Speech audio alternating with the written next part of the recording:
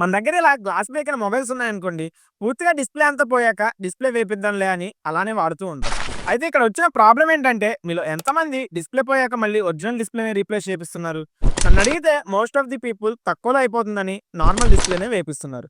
కానీ మీరిలా బ్రేక్ అయిన కండిషన్‌లో ఉన్నప్పుడే జాగ్రత్త పడితే మీకు original display and original glass save అవుతుంది.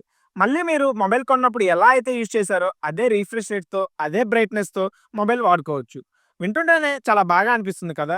దీనికోసం మీరు చేయాల్సిందల్లా మొబైల్ గ్లాస్ బ్రేక్ అవ్వి, డిస్‌ప్లేలో ఎలాంటి డాట్స్ లేకుండా మొబైల్ అంతా పర్ఫెక్ట్‌గా వర్క్ అవుతూ ఉంటే మన షాప్‌కి తీసుకొని రావడమే. ఇలానే మీలాంటి కస్టమర్ ఒకరు డౌట్‌గా ఈ ఇన్ఫినిక్స్ మొబైల్‌ని మన షాప్‌కి తీసుకొని వచ్చారు. గ్లాస్ బ్రేక్ అయిందని.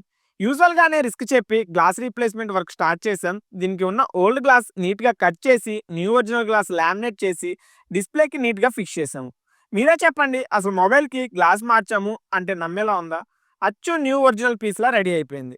తక్కువ బ్రైట్‌నెస్, తక్కువ రిఫ్రెష్ రేట్ ఉన్న డిస్‌ప్లేలు వేసి, టచ్ సరిగ్గా వర్క్ అవ్వక, ఫోన్ హీట్ అవుతూ, హ్యాంగ్ అవుతూ ఇబ్బంది పడే కంటే, మొబైల్ ఈ కండిషన్‌లో ఉన్నప్పుడే మన షాప్‌కి తీసుకొచ్చేయండి.